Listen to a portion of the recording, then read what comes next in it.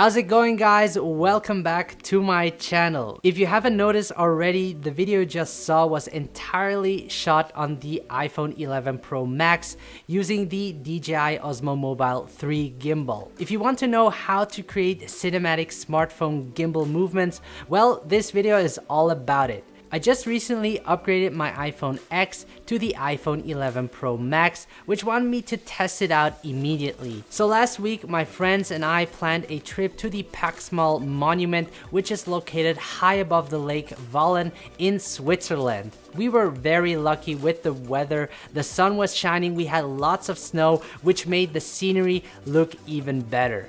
On our trip to Paxmal, we had our experienced model Barbara with us, as well as Sarah, who did a great job with the makeup. For the pictures, we had Sebastian as the pro photographer, and last but not least, Gabriel, who shot all the awesome behind the scenes for this tutorial.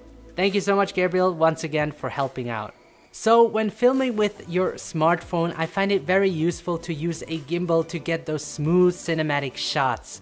As I have mentioned, I use the DJI Osmo Mobile 3, which is a compact and affordable gimbal for your smartphone. One key factor in creating videos is the stability of the footage. The beauty of the gimbal is that you can use it for your smartphone to get smooth looking shots. No one likes watching videos that have a shaky camera which disorients the viewers. In some occasions, you could use it like in action scenes, but in most cases, you want your camera to be steady. With the constant tech improvements to the smartphones, most of them now have built-in stabilization, especially with the latest iPhone 11 Pro.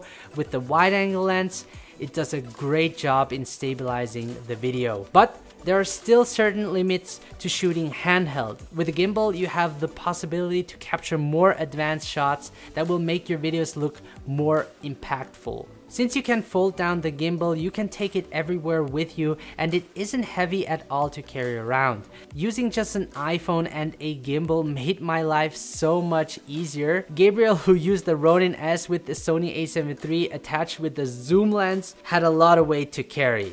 The controls are easy to use, and it has ports to even charge your phone. I have been using this gimbal for quite a while, and I have been very impressed with it.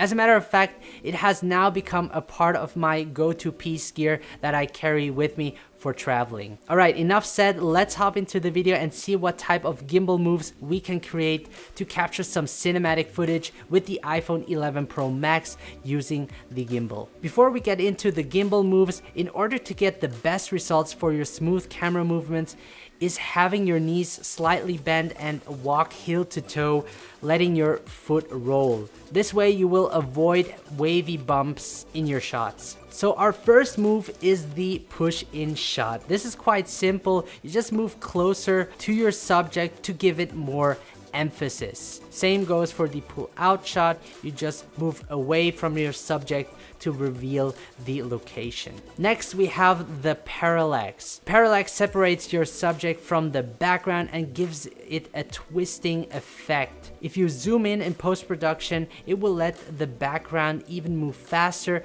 and let your subject appear more in focus. Next on the list, we have the low shot. A very low angle and push-in shot will make the subject appear larger than life. The crane shot. Tilt your camera from ground up to your subject. This gives it a really nice dynamic move and is great for revealing the location as well. Follow and leading shot. You can just follow your subject's movement and try using different focal lengths to have more options in post. The slider. Move the camera horizontal and use foreground to make the shot look more dynamic. Next, we have bird's eye. Shooting straight down onto your subject will give it a really nice perspective. So since the subject was standing in front of a tree, I thought about climbing up that tree and getting a shot from above. I had Gabriel help me get up that tree.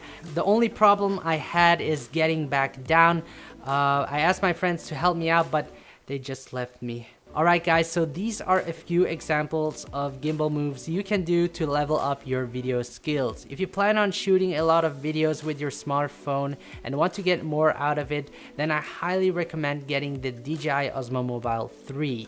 It is really easy to use, gives you a lot of quality for the affordable price, and will make your videos look much more professional. With that said, I wish you all luck, have fun experimenting with different gimbal moves. If you haven't subscribed to my channel, please do so. Let me know in the comment section below what your experiences are with operating a smartphone on a gimbal. Stay inspired and see you in the next video.